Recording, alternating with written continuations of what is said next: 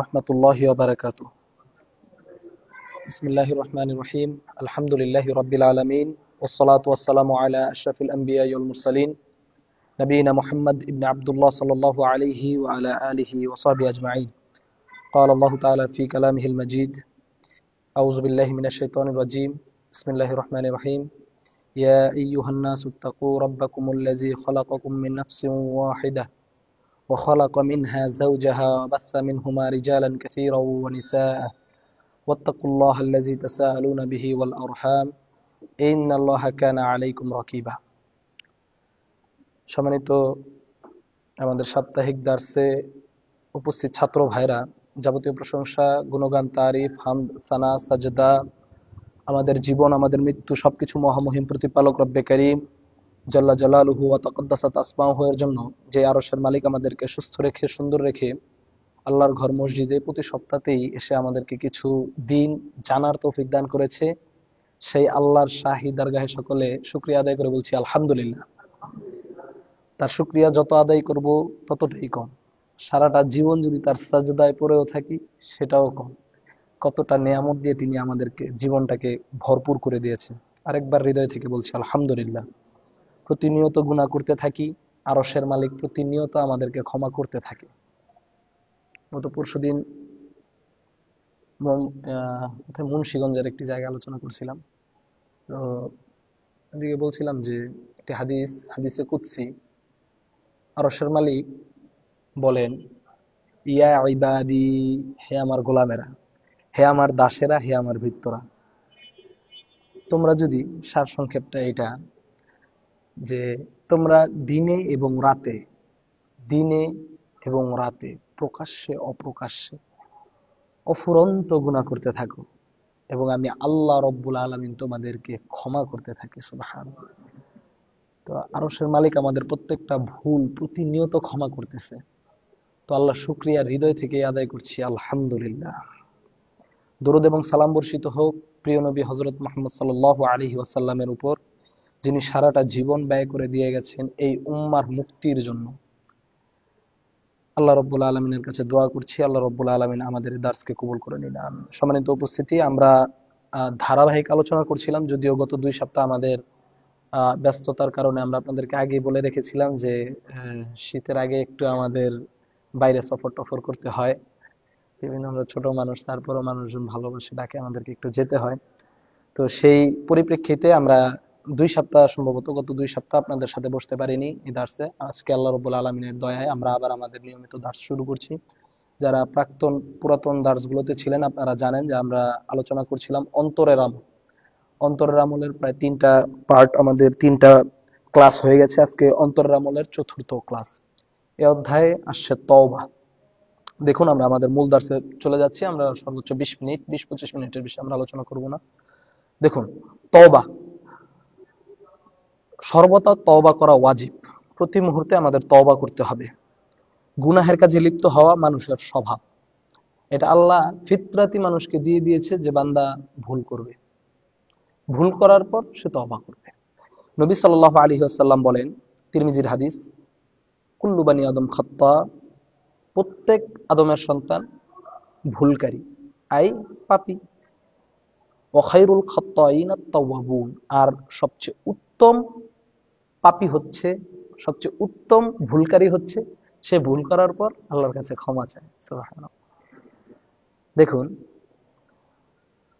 রাসূলুল্লাহ সাল্লাল্লাহু আলাইহি ওয়াসাল্লাম আরো বলেন, লাউ লাম তুযনিবু লাযাহাবাল্লাহু বিকুম, যদি তোমরা পাপ না করতে, যদি তোমরা ভুল না করতে, লাযাহাবাল্লাহু বিকুম, তাহলে আল্লাহ রাব্বুল আলামিন তোমাদেরকে সরিয়ে দিতেন। অন্যান্য জায়গায় অনুবাদ করা হয়েছে ধ্বংস করে দিতেন, তোমাদেরকে চাপিয়ে দিতেন। ওয়ালা জাআ বিকওমি ইউযনিবুনা, আর এমন সম্প্রদায় আনতেন যারা ইউযনিবুনা, ভুল করে, পাপ করে। কি আশ্চর্যজনক কথা না? ফায়াস্তাগফিরুনাল্লাহ, ওই কম আল্লাহর কাছে পাপ করত, পাপ করার পর আবার আল্লাহর কাছে ক্ষমা চাইতো। আল্লাহ রাব্বুল আলামিন আবার ফায়াগফিরু, তাদেরকে ক্ষমা করে দিত। সুবহানাল্লাহ। মানে এর দ্বারা এটা উদ্দেশ্য নয় যে ভাই আপনি যা পাপ করেন, আপনি যা গুনাহ করেন। আল্লাহ রাসূল সাল্লাল্লাহু আলাইহি সাল্লাম বুঝাতে চাইছে যে তোমরা আল্লাহর কাছে তওবা করো। তওবা করাটা কত গুরুত্বপূর্ণ, যে মানুষ যদি তওবা না করত, সে গুনাহ করেছে, গুনাহ করার পর সে তওবা করে, আল্লাহ রাব্বুল আলামিন তাকে ক্ষমা করে। বান্দা যদি গুনাহ না করত, তাহলে তার ক্ষমার বিষয়টা আসতো না, তওবার বিষয়টা আসতো না।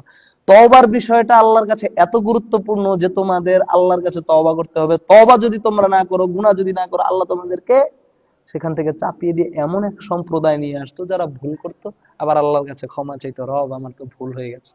তাহলে ইস্তিগফার কত গুরুত্বপূর্ণ বিষয়। দেখুন, তওবা করতে দেরি করা এবং গুনাহের কাজে অটল থাকা মস্ত বড় অন্যায়। গুনাহের কাজে যদি অটল থাকেন, তওবা যদি না করেন, এটা মস্ত বড় অন্যায়। শয়তান 7 ধরনের বাধা প্রতিবন্ধকতা সৃষ্টির মাধ্যমে মানুষের উপর বিজয়ী হয়। আজকে শুধু এতটুকু শিখে গেলে আমার মনে হয় যথেষ্ট। দেখুন, শয়তান মানুষকে মানুষের উপর কর্তৃত্ব বজায় রাখার জন্য অথবা মানুষের উপর বিজয়ী হওয়ার জন্য 7টা কাজ করে। আপনারা মোটামুটি জানেন, আমি তাও আপনাদেরকে সহজ ভাষায় বলছি। সবচেয়ে বড় বাধা, যে বাধার মাধ্যমে আপনার উপর শয়তান কর্তৃত্ব করে, সেটা হলো শিরক করা। আপনাকে শিরকের কাজে লিপ্ত করবে। শিরকের ব্যাপারে আমরা তো অনেকগুলো আলোচনা করেছি। বান্দা যত বেশি দুনিয়ার জীবন, অনেক সময় অনেক মানুষ এসে প্রশ্ন করে, ভাই অনেক কবিরাজ তো দেখা যায় সত্য কথা বলে, আসলে গোপন কথা বইলা দেয় কবিরাজ। এসে বলতেছে যে হ্যাঁ, কবিরাজ তো ভাই এরকম গোপন জিনিসটা উনি বইলা দিছে। বিস্তারিত বলবো না। আচ্ছা, বান্দাকে দিয়া শয়তান শিরক করায় কিভাবে? একজন কবিরাজ, একজন তান্ত্রিক অথবা একজন কুফরিতে লিপ্ত ব্যক্তি যত বেশি শিরক করবে, কুফরি করবে, শয়তান তত বেশি তার বশে আসবে। বুঝেন? শয়তান মানুষকে পথভ্রষ্ট করার জন্য কয়েক ভাবে, আরেক জায়গায় ঢুকা যাইতাছি, কয়েক ভাবে সে পথভ্রষ্ট করে।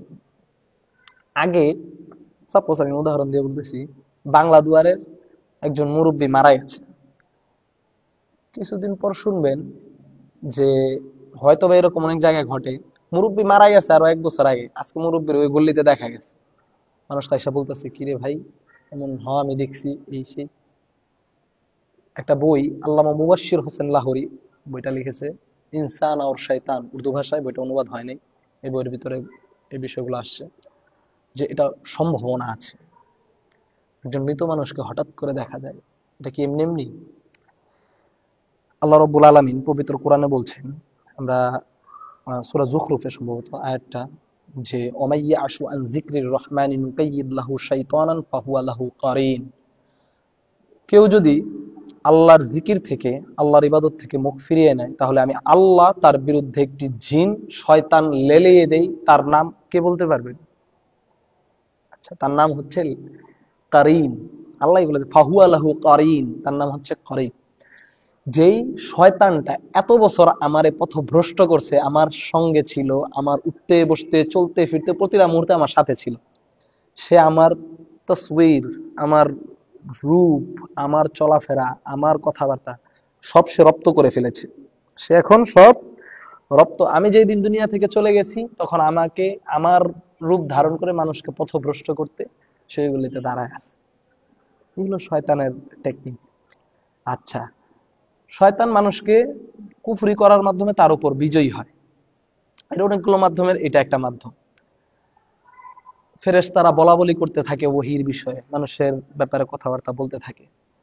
ওই সময় কিছু জিন শয়তান আকাশে যায়, আকাশে নিকটবর্তী ফেরেশতাদের নিকটবর্তী জায়গায় যায়, কান পাতে কিছু কিছু কথা শুনতে পায়। ওইটাই সেই তান্ত্রিক কবিরাজকে বলে, এই যাওয়ার আগে, রিয়াজ তোমার তো সামনে বিয়ে হইতাছে, কই কিছু বললা না? আমার বিয়ে হইতাছে, আমার তো বাপ মারি এখনো জানাইনি, খালি আমি মনে মনে সিদ্ধান্ত নিছি। তান্ত্রিক জানে কিভাবে?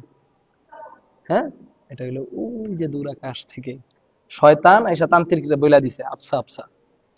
ঠিক আছে? তো এর কারণে তান্ত্রিককে কি করতে হবে? তান্ত্রিক কুফরি করতে হবে। কি কুফরি? সে আল্লাহর সাথে যত বেশি নাফরমানি করবে।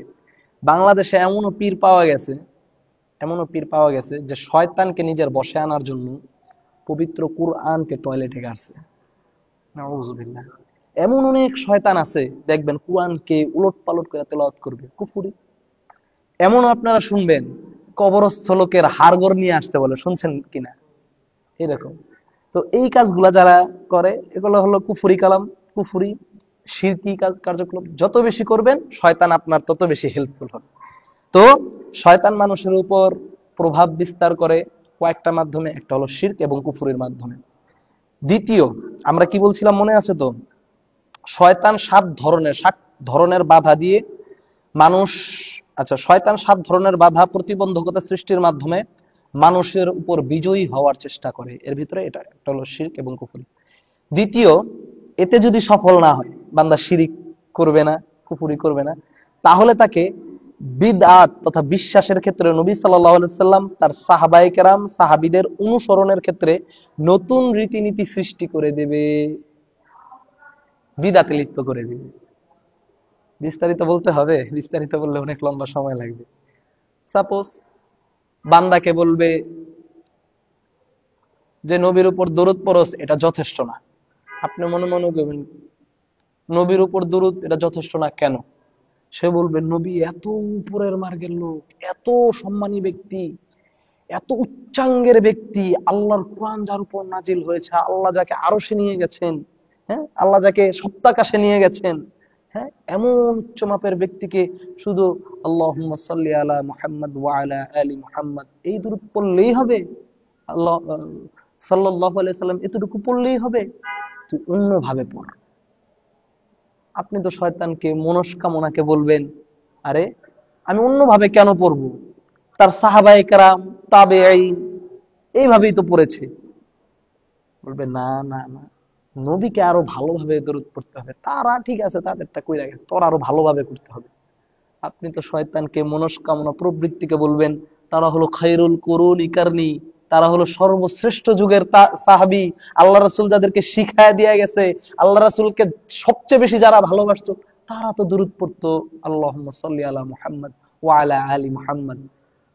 শয়তান আপনাকে পথভ্রষ্ট করবে, বলবে না, সাহাবায়ে কেরাম এর চাইতে তোর আরো বেশি পড়তে হবে। তোকে কি করতে হবে? সাইয়্যিদিনা মাওলানা নাবিয়িনা, আরো যেভাবে ইয়া নাবি সালাম আলাইকা, এইভাবে। শয়তান বিদাতের মাধ্যমে আপনাকে আবার পথভ্রষ্ট করবে। আরেক শয়তান এসে বলবে, হ্যাঁ, ওই সাহাবীরা না এলে বৈশা বৈশা দরুদ পড়ছে, তোর দরুদ পড়তে পড়তে দাঁড়ায় যাইতে হবে। হ্যাঁ, এইভাবে মানুষকে শয়তান পথভ্রষ্ট করবে। বিশ্বাসের ক্ষেত্রে নবী সাল্লাল্লাহু আলাইহি সাল্লাম তার সাহাবীদের অনুসরণের ক্ষেত্রে নতুন নীতি সৃষ্টি করার মাধ্যমে, যেটা আমরা একটু ব্যাখ্যা দিলাম, এরকম অনেক আছে।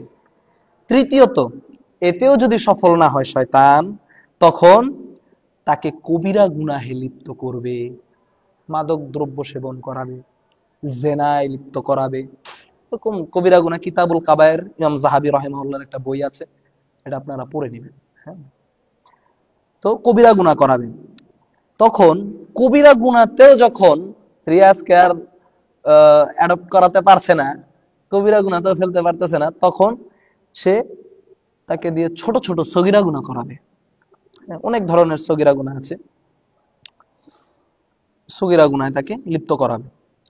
সগীরা গুনাহতেও যদি লিপ্ত না হইতাছে, শয়তান তার উপর কাবু করার জন্য তাকে দুনিয়াবি বৈধ যে কাজগুলো আছে, হালাল জায়েজ কাজ, কিন্তু না করাই ভালো একজন আল্লাহর প্রিয় বান্দা। যেমন অতিরিক্ত খাওয়া দাওয়া করা, অপচয় করা ভালো, হালাল পথেই কিন্তু অতিরিক্ত, বৈধ কাজই অতিরিক্ত করানো। হ্যাঁ, দুনিয়াবি কাজগুলাতে বেশি মত্ত করে দেওয়া, পরিবার পরিজনে বেশি সময় দিয়ে দেওয়া, আগে তাহাজ্জুদ পড়তে, এখন পড়ানো হলো ফরজ। ঠিক আছে, এতেও ফল না হয় দুনিয়াবি কাজে বেশি বেশি তাকে ইনভলভ করে দেওয়া। আচ্ছা, এখানেও যদি শয়তান অপারগ হয়, অপারগ হলে তাকে ফজিলতপূর্ণ আগে বেশি বেশি কাজ করতো, এইদিকে যেটা উল্লেখ করছে সেই ফজিলতপূর্ণ ভালো কাজগুলোকে কমায়া দাও। সপ্তমত, 6 নম্বর আমরা বলেছি, সপ্তমত যদি এটাতেও সে ব্যর্থ হয়, এতেও সফল না হলে পথভ্রষ্ট করার জন্য জিন মানুষরূপী শয়তানকে তার বিরুদ্ধে নিয়োগ করে দেয়। দেখে সব দিক থেকে আল্লাহর বান্দা ঠিকঠাক ভাবে করতেছে, এখন তার বিরুদ্ধে শয়তান লেলায় দিবে। শয়তানি তার চেলাবেলা লালায় দিবে। তখন আপনাকে কি করতে হবে? আপনি বুঝবেন শয়তান বলেছে, হে রব, আমি আপনার গোলামকে ডান দিক থেকে, বাম দিক থেকে, সামনে থেকে, পিছন থেকে, চতুর্দিক থেকে আমি তাকে পথভ্রষ্ট করব। আর আল্লাহ রব্বুল আলামিন তার বান্দাকে ক্ষমাই করতে থাকবে। সুবহানাল্লাহ। সম্মানিত ভাইরা, তো এইভাবে শয়তান মানুষের উপর বিজয়ী বিজয়ী হয়। সেই ক্ষেত্রে আমাদেরকে সর্বদা তওবা, আল্লাহর কাছে ক্ষমা প্রার্থনা করতে হবে। আচ্ছা, গুনাহের কাজ মূলত দুই ভাগে বিভক্ত। আমরা সংক্ষিপ্ত করে দিচ্ছি যেন আপনারা মনে রাখতে পারেন। এই 7টা আহ, যেইভাবে শয়তান মানুষের উপর ডমিনেট করে, মানুষের কাঁধের উপর সওয়ার হয় মানুষকে পথভ্রষ্ট করার জন্য, এই 7টা আপনারা মুখস্থ করবেন। হ্যাঁ, গুনাহের কাজ দুই ভাগে বিভক্ত, এটা আপনারা জানেন। কবিরা গুনাহ, যে সমস্ত কাজে দুনিয়াতে দণ্ডবিধি নির্ধারণ করা হয়েছে। অনেক কবিরা গুনাহ, যেমন জেনার শাস্তি দুনিয়াতে, এরকম অনেক গুলো আছে। অথবা এমন অনেক কবিরা গুনাহ আছে যেটা দুনিয়াতে আল্লাহ শাস্তি দেয় নাই, দুনিয়াতে সরাসরি কোনো দণ্ডবিধি রাখেনি, কিন্তু আখিরাতের জন্য ভয়াবহ শাস্তি আছে। চগলখড়ি, হ্যাঁ, সুদ, এরকম। তো এগুলা বড় ধরনের কবিরা গুনাহ। কবিরা গুনাহ দুই ভাগে বিভক্ত। আচ্ছা, গুনাহের কাজ দুই ভাগে বিভক্ত, একটা হলো কবিরা গুনাহ আর একটা হলো সগীরা, ছোট গুনাহ। আচ্ছা, এটার আমরা বিস্তারিত বলছি না। তওবা কবুল হওয়ার শর্ত, এটা আপনাদেরকে মুখস্থ করে ফেলতে হবে। তওবা কবুল হওয়ার শর্ত, তওবা কবুল হওয়ার শর্ত 3টি এদিকে উল্লেখ করা হয়েছে। যে সংশ্লিষ্ট গুনাহ, যেমন মিথ্যা কথা বলেছি, সাপোজ, সংশ্লিষ্ট গুনাহের কাজটি সম্পূর্ণরূপে পরিত্যাগ করা, আমি আর কোনোদিন মিথ্যা বলবো না। দ্বিতীয়ত, কৃত গুনাহের জন্য লজ্জিত হওয়া, যে আমি মিথ্যা বলেছি, আহা, মানুষ হয়তো বা জানে নাই, কিন্তু আরশের মালিকের কাছে কি জবাব দিব, কৃত গুনাহের জন্য লজ্জিত হওয়া। তৃতীয়ত, ভবিষ্যতে এই কৃত পাপ, এই মিথ্যা কথা অথবা সুদ অথবা ঘুষ অথবা জেনা অথবা যে কোনো ধরনের গুনাহ, সেটায় আর কোনোদিন আমি লিপ্ত হব না। তাহলে গুনাহ থেকে বান্দার তওবা করার প্রথমত 3টি মাধ্যম, 3টি ভাবে বান্দা আল্লাহর কাছে তওবা করবে। তওবা কিভাবে করতে শিখছেন ভাই? তাহলে সংশ্লিষ্ট কাজ সম্পূর্ণরূপে ত্যাগ করা, কৃত অপরাধের কারণে আল্লাহর কাছে প্রচুর পরিমাণে লজ্জিত হওয়া। তৃতীয়ত, পুনরায় কোনোদিন ওই কাজে, ওই গুনাহের কাজে আমি ফিরে যাব না। চতুর্থ আরেকটি বলা হয়, যেই যদি কোনো মানুষ সাপোজ কারোর সাথে ঋণের লেনদেনের যদি বিষয় থেকে থাকে, তাহলে তার সেই ঋণ ফেরত দিতে হবে। আল্লাহ রাব্বুল আলামিন আমাদেরকে তওবা করার তৌফিক দান করুক, আমিন। সম্মানিত উপস্থিতি, তওবার ক্ষেত্রে মানুষ 4 ভাগে বিভক্ত। আচ্ছা, আমরা এই জায়গাটা পোস্টপোন করে দিচ্ছি, এটা প্রয়োজন নাই। আচ্ছা, অন্তরের আমল, আমরা আর একটা অধ্যায় পড়বো শুধু অন্তরের আমল। সময় আছে তো ভাই? হ্যাঁ, আরেকটা। হ্যাঁ, অন্তরের আরেকটি আমল, এটা হৃদয়ের আমল। আমরা যে বিষয়গুলো আলোচনা করছিলাম, অন্তরের আমল হচ্ছে সত্যবাদিতা। সত্যবাদিতা হচ্ছে অন্তরের যাবতীয় আমলের মূল, সত্যবাদিতা। এমন এক ভয়াবহ যুগে আমরা আছি, সত্য কথা বলতে, এই যুগে সত্যবাদিতা, সত্যবাদী মানুষ খুঁজে পাওয়া দুষ্কর। কোনো না কোনো ভাবে মিথ্যা আমাদেরকে আষ্টে পৃষ্ঠে নিচ্ছে। জাতি হিসেবে, কওম হিসেবে আমরা এমন ছিলাম না। আমরা সংক্ষেপে বলে দিচ্ছি। সিদক বা সত্যবাদিতা শব্দটি 6টি অর্থে ব্যবহৃত হয়। সত্যবাদিতা: 1, কথাবার্তায় সত্যবাদিতা; 2, ইচ্ছা ও উদ্দেশ্যে সত্যবাদিতা। হ্যাঁ, ইচ্ছা এবং উদ্দেশ্য সত্যবাদিতা, আমরা আগে নিয়তের ব্যাপারে আলোচনা করেছি, ওইগুলাই। হ্যাঁ। 3, দৃঢ় সংকল্পে সত্যবাদিতা, আমি যে সংকল্প করছি নেক সংকল্প কিনা, সত্য সংকল্প। এই ভুগি চুগি মানুষের বুঝানো সত্যবাদিতা না। মুখে মুখে বলতেছে একটা ভাইজান ইনশাআল্লাহ, দেখবেন অনেক মানুষ দাওয়াত দিয়ে গেল, ভাই ইনশাআল্লাহ আসবো, ইনশাআল্লাহ আসবো, কিন্তু আসার কোনো নিয়ম নাই। আচ্ছা, চতুর্থত দৃঢ় সংকল্প বাস্তবায়নে সত্যবাদিতা।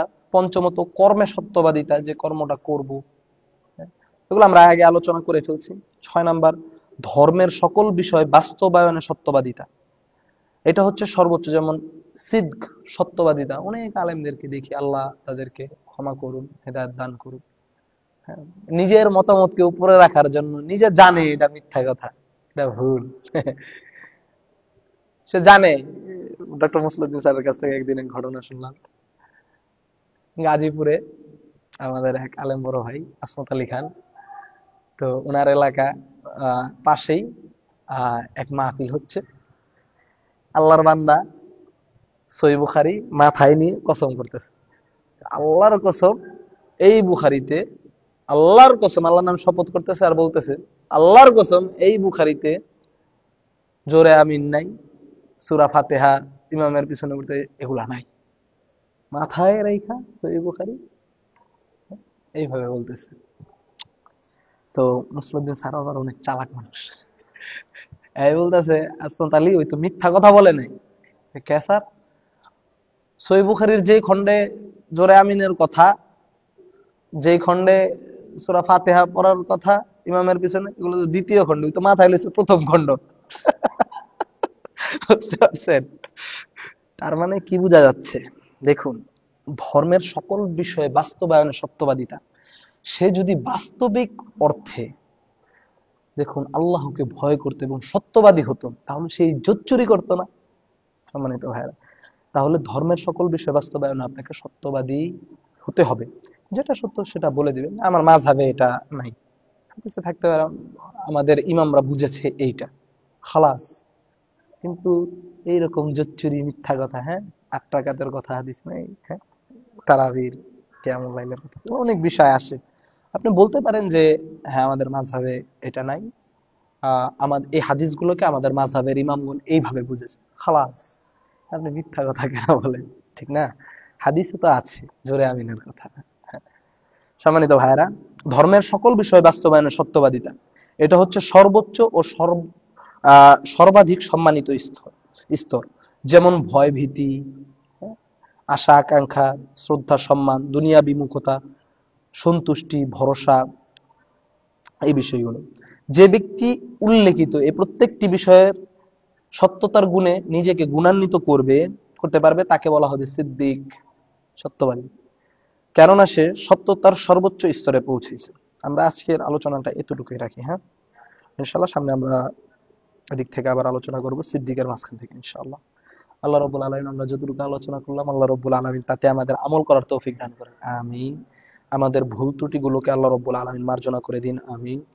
আহ আমাদের অনেক অসুস্থ, বিশেষ করে আপনাদের এই দার্সে আমাদের একজন ছাত্র ভাই বসে, আমাদের ছোট ভাই আবির। আবির ওর পিতা অসুস্থ, আইসিইউতে আছে বেশ কিছুদিন যাবত। আল্লাহ রাব্বুল আলামিন আবিরের পিতাকে সুস্থতা দান করুন। আর যদি ওই রকম পর্যায়ের কোনো অসুস্থতা হয়ে থাকে, যে অসুস্থতা থেকে বান্দার ফিরে আসা কঠিন, আল্লাহ যেন তার কষ্টকে লাঘব করে দেন। কিন্তু আইসিইউতে অনেক দিন যাবত আইসিইউতে থেকে বের হচ্ছে, আবার আইসিইউতে যাচ্ছে, অবস্থাটা খুবই নাজুক। আমাদের যাদের পিতামাতা দুনিয়া থেকে চলে গেছে, আরশের মালিক তাদেরকে ক্ষমা করে দিন। রব্বির হামহুমা কামা রব্বায়ানি সগীরা, রব্বির হামহুমা কামা রব্বায়ানি সগীরা। আল্লাহুম্মা আইজ্জাল ইসলাম ওয়াল মুসলিমিন ওয়া আযিল্লাশ শিরকা ওয়াল মুশরিকিন। আমাদের যে ভাইরা, বিশেষ করে বাংলাদেশ সুবহান শাখার যে ভাইরা আমাদের এত সুন্দর একটি দিন বিষয়ে আলোচনা করার, শোনার, শেখার একটি আয়োজন করে দিচ্ছেন, আল্লাহ রাব্বুল আলামিন তাদেরকে উত্তম প্রতিদান দান করুন, আমিন। যারা উপস্থিত থাকছেন একেবারে র্যাপিডলি, আপনাদেরকে আমি হৃদয় থেকে দোয়া করি। আসলে কলিলাম মিন ইবাদিয়াশ শাকুর, আল্লাহ রাব্বুল আলামিন বলছে আমার শুকরিয়া আদায়কারী বান্দা খুব কমই হবে। আর আপনারা তো নিয়মিত বসছেন, আপনাদেরকে আমি আল্লাহর জন্য ভালোবাসি, শুকরিয়া আদায় করি যে আপনারা পৃথিবীর সবচেয়ে দামি মজলিসে আছেন এবং অনেক দামি কিছু শিখছেন। 1-1.5 বছর 2 বছর পর অথবা জীবনের শেষ সময়ে এসে বুঝতে পারবেন যেই বন্ধুটা বাইরে ছিল আর যে বন্ধুটা মসজিদে ছিল, দুই বন্ধুর ভিতরে পার্থক্য। আল্লাহ রাব্বুল আলামিন আমাদেরকে বুঝার তৌফিক দান করুক, আমিন। ওয়া আখিরু দাওয়ানা আনিল হামদুলিল্লাহি রাব্বিল আলামিন। সুবহানাকা আল্লাহুম্মা বিহামদিক, আশহাদু আল্লা ইলাহা ইল্লা আনতা, আস্তাগফিরুকা ওয়া আতুবু ইলাইক। আসসালামু আলাইকুম ওয়া রাহমাতুল্লাহি ওয়া বারাকাতুহু।